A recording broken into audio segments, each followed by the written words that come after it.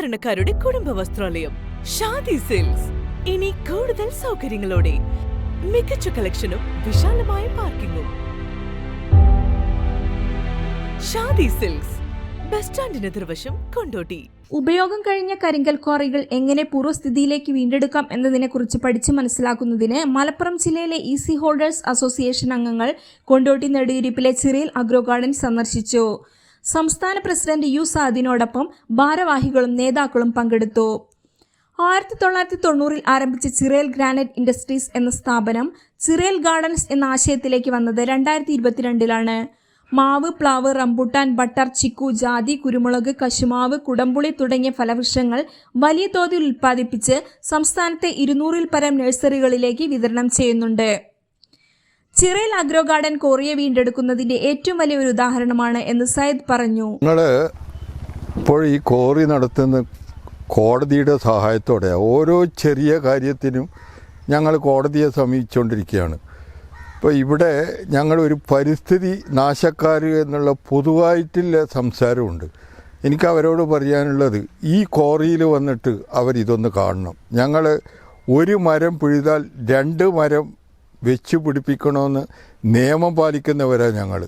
ആ മരം വെക്കാൻ സ്ഥലമില്ലെങ്കിൽ മറ്റൊരു സ്ഥലം കണ്ടെത്തി അവിടെ മരം വെച്ച് കൊടുക്കണമെന്ന് പറയുന്ന നിയമമുള്ള ആൾക്കാരാണ് ഞങ്ങൾ പ്രകൃതിയെ സംരക്ഷിച്ചുകൊണ്ട് തന്നെയാണ് നിയമം പറയുന്ന രീതിയിൽ ഈ സംഗതി നടത്തിക്കൊണ്ടിരിക്കുന്നത്.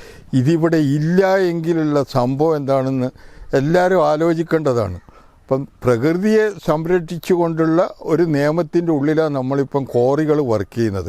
അത് കേരളത്തിൽ വളരെ ശക്തമായിട്ട് മറ്റ് സംസ്ഥാനങ്ങളെ അപേക്ഷിച്ച് കേരളത്തിൽ വളരെ ശക്തമായിട്ട് അത് നടത്തി പോരുന്നുണ്ട്. നിയമം പാലിച്ചുകൊണ്ട് കോറി നടത്തി. ഇതിപ്പോൾ ഈ കോറി നോക്കിയാൽ നിങ്ങൾ എല്ലാം ബെഞ്ചടിച്ച് സ്റ്റെപ്പായിട്ടുള്ള ഒരു കോറിയാണ്. അപ്പോൾ അതൊക്കെ ഇതിൻ്റെ ഭാഗമാണ്. അതാണ് കോടതി പറഞ്ഞതും ചെയ്യാൻ പറഞ്ഞതും ഞങ്ങൾ ചെയ്യുന്നതും. അപ്പം ഞങ്ങളെ പറ്റിയിട്ട് ഈ പ്രകൃതിക്ക് നാശം വരുത്തുന്നവർ എന്നുള്ളത് ഒരു വെറും പറച്ചിൽ മാത്രമാണ്. ഇപ്പം നമുക്ക് പല തരത്തിലുള്ള വിഘാതങ്ങളും ഈ പ്രവൃത്തിക്ക് വരുന്നുണ്ട്.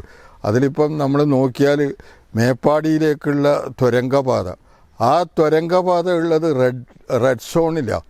അവിടെ ഇപ്പം തുരങ്കം പണിയാൻ വേണ്ടി നമ്മളെ ഗവൺമെൻറ്റും അതിൻ്റെ കമ്മിറ്റികളും അനുവാദം കൊടുത്തിട്ടുണ്ട്.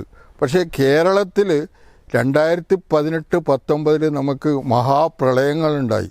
ആ കാലത്തൊന്നും കേരളത്തിലെ ഒരു കോറിയിൽ പോലും ഒരു ഉരുൾപൊട്ടൽ ഉണ്ടായിട്ടില്ല. ക്രഷർ പ്രവർത്തിക്കുന്ന 10 ഏക്കർ ഒഴികെ ബാക്കി ഫലവൃക്ഷ തൈകളാൽ നിറഞ്ഞിരിക്കുകയാണ്. കോറിയിൽ ഉള്ളതിനേക്കാൾ കൂടുതൽ പേർക്ക് തൊഴിൽ നൽകുന്ന ഒരു സ്ഥാപനമായി ചിറയിൽ ഗാർഡൻ മാറ്റിയെടുത്ത മാനേജ്മെന്റിനെ ഭാരവാഹികൾ അഭിനന്ദിച്ചു.